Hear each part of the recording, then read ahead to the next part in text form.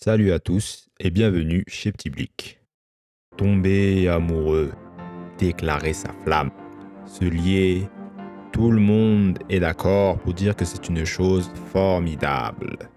Mais c'est une grave erreur. Dans un couple, il existe un rapport de force évident. Celui qui exploite et celui qui se fait exploiter. Celui qui reçoit et celui qui donne. Le gagnant et le perdant. Si l'on veut rester digne en amour, il ne faut pas être un perdant. L'amour est une guerre. Quiconque tombe amoureux en premier perd. C'est sur ce discours controversé que s'ouvre Kaguya-sama Love is War. Miyuki Shirogane, le héros de cette histoire, est le président du BDE à l'académie Shuchin. C'est une école privée où les futurs membres de l'élite du Japon étudient. Miyuki forme un duo d'excellence avec sa vice-présidente au BDE, Kaguya Shinomiya. Ils vont tellement bien ensemble que beaucoup de rumeurs circulent sur la nature de leur relation au sein du lycée. Et ils se plaisent mutuellement, il n'y a aucun doute là-dessus, mais ils ne sont pas ensemble. Miyuki, comme Kaguya, a attendu que l'autre fasse le premier pas. Résultat des courses, 6 mois plus tard, il ne s'était rien passé entre eux. L'amour est une guerre selon le narrateur de cette histoire, car c'est ce que Kaguya et Miyuki pensent, puisqu'ils vont tout faire pour que l'autre fasse sa déclaration en premier et donc qu'il n'ait pas eu à perdre. Miyuki et Kaguya sont les deux meilleurs élèves de leur promo, ils sont donc brillants et vont redouter de stratagèmes tous les plus farfelus les uns que les autres pour que l'autre avoue son amour en premier. Chaque chapitre va élire un gagnant en fonction de qui a réussi son stratagème, ce qui fait qu'il y a beaucoup de chapitres isolés au début, mais ça évoluera au fil du manga pour des intrigues plus longues et des chapitres qui rappellent ce qui s'est passé lors de précédents chapitres. Le début du manga est également très centré sur Kaguya et Miyuki, mais peu à peu les autres personnages se découvrent et vont devenir essentiels au manga. Parmi les personnages principaux, on verra les autres membres du BDE. La secrétaire du BDE, Chika Fujiwara, est une jeune fille joviale et extravertie, mais c'est surtout une boule d'énergie imprévisible qui va souvent contrecarrer les plans des deux amoureux sans même le remarquer. Pareil pour Yu Ishigami, le trésorier, un geek asocial d'un an leur cadet, mais avec qui Kaguya et Miyuki vont tâcher de nouer une bonne relation. Dans son objectif de faire plier le président Miyuki Shirogane, Kaguya pourra compter sur une alliée de choix en la personne de Ai Ayasaka, sa domestique personnelle du même âge. Elles sont très proches, au point que c'est sa confidente et c'est la seule personne à être au courant des stratagèmes de Kaguya. Mais plus que ça, elle va très souvent l'aider dans ses combines pour son plus grand bonheur. Non, en vrai, ça la fait souvent chier, vu les demandes capricieuses de Kaguya, même si au fond, Ayasaka la soutient dans sa possible relation avec Miyuki. Et enfin, le narrateur est aussi très important. En plus de faire de longues tirades sur pourquoi l'amour c'est la guerre, il va très souvent expliquer au lecteur ce qui se passe, car Kaguya et Miyuki ont tendance à partir très loin, et sans explication, il est difficile de deviner leurs intentions dans certaines situations. Le narrateur est très bien choisi dans l'adaptation animée puisqu'il adopte un ton dramatique qui contribue beaucoup au comique de la série. 特定の相手とそういう関係ってのはないな。今は昔はいたみたいな雰囲気が出せるが、今まで誰とも付き合ったことがなくても嘘にはならない非常に便利な言葉。若者から老人まで世界中で愛されている言葉である。そう、白金みゆきに恋愛経験などない。 Car oui, Kaguya-sama Love is War est une comédie romantique, mais c'est l'une des seules comédies romantiques en manga que j'ai lues qui est avant tout une comédie. Les autres faisaient rarement rire, plus sourire, et étaient principalement focalisés sur la romance, ce qui n'est pas mauvais en soi, mais Kaguya-sama porte vraiment bien le titre de comédie romantique. Honnêtement, j'ai eu un peu de mal à rentrer dedans et à trouver ça drôle, car il y a beaucoup de comiques de répétition et de comiques liés aux personnalités des personnages qu'on apprend à connaître au fur et à mesure des chapitres. Il faut bien une dizaine de chapitres avant de comprendre les références qui reviennent, comme le regard noir que Kaguya lance si quelqu'un a le malheur de contrecarrer un de ses plans, ou Chika, qui est une passionnée de jeux de société, mais ne peut s'empêcher de tricher à chaque fois qu'elle joue avec les autres membres du BDE. J'en ai déjà parlé, mais le narrateur ajoute également une touche de comédie puisqu'il dramatise et accentue les stratagèmes absurdes des deux amoureux, exagérant au maximum les conséquences de leur duel indirect. Il y a aussi souvent beaucoup de quiproquos, souvent dû à l'inexpérience des deux tourtereaux ou à la naïveté de Kaguya. Comme je disais, il y a aussi beaucoup de chapitres qui appellent d'autres chapitres ou qui suivent la même structure, comme les chapitres où Chika apprend la vie à Miyuki comme si c'était son fils, ou les chapitres qui développent les dynamiques senpai-kohai entre certains duos.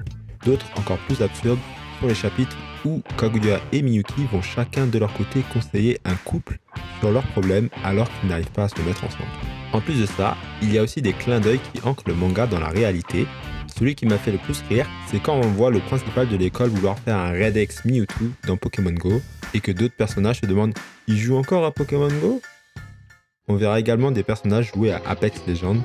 Apparemment, l'auteur du manga est très fan de ce jeu vidéo, à tel point que lorsqu'il faisait des pauses, beaucoup de lecteurs rigolaient en disant que c'était pour jouer à Apex. On verra aussi le père de Miyuki vouloir devenir VTuber, mais qui va finir par se lancer dans le stream. Et c'est marrant de voir que le manga évolue avec le temps.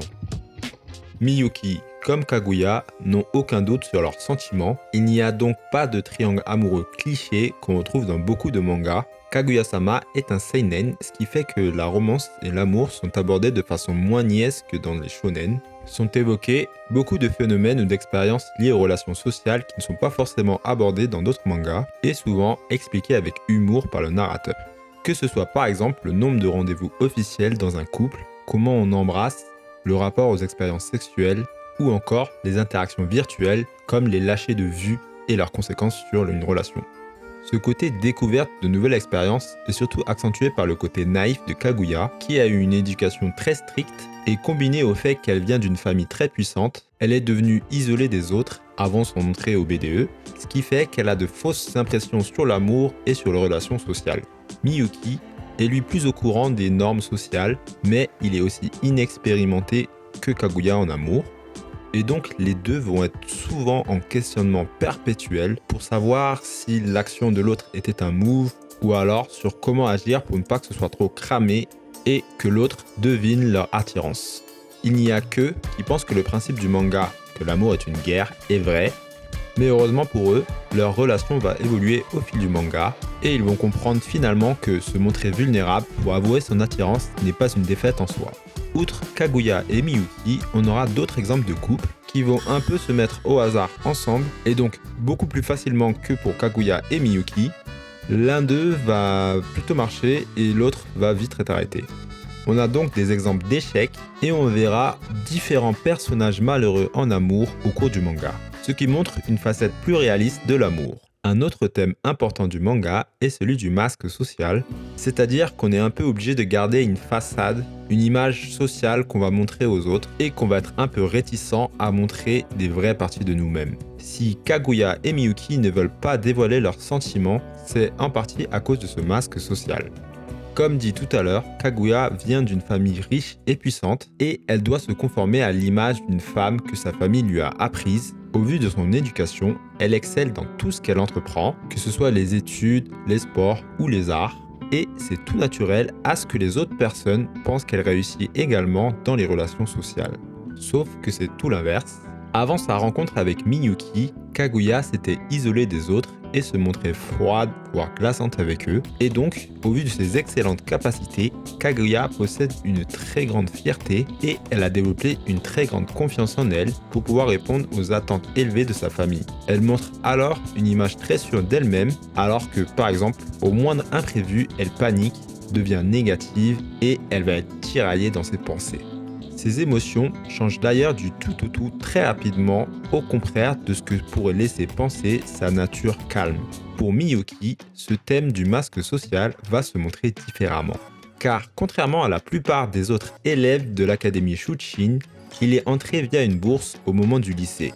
Il faut savoir que l'académie accueille les élèves depuis leur plus tendre enfance jusqu'à la fin du lycée et que ceux qui entrent après l'enfance sont considérés comme impurs. Miyuki n'était donc pas bien vu du tout par les autres avant de devenir le président du BDE.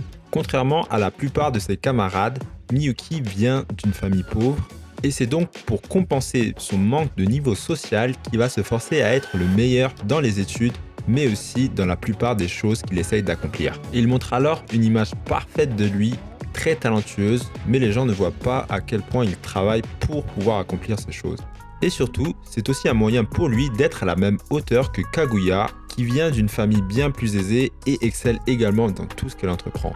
Surtout au niveau des études, Miyuki va s'efforcer de toujours finir devant Kaguya aux examens, car c'est grâce à ça qu'il a pu attirer son attention. Et vu que c'est en tant que président du BDE très excellent dans les études qu'il est devenu apprécié de ses camarades, il va s'efforcer de continuer à maintenir cette image. Et dernier point sur l'anime qui est une excellente adaptation avec une OST excellente qui retranscrit bien le côté dramatique des scènes. 争いそれは世界の必要やるかやられるか連絡先を聞くか聞かれるか人間の優劣はそこで決まると言っても過言ではない L'anime est encore en cours, contrairement au manga, c'est terminé, donc n'hésitez pas à rattraper votre retard après avoir vu cette vidéo. Si tu penses, comme Miyuki et Kaguya, que l'amour est une guerre, abonne-toi, sinon, abonne-toi quand même.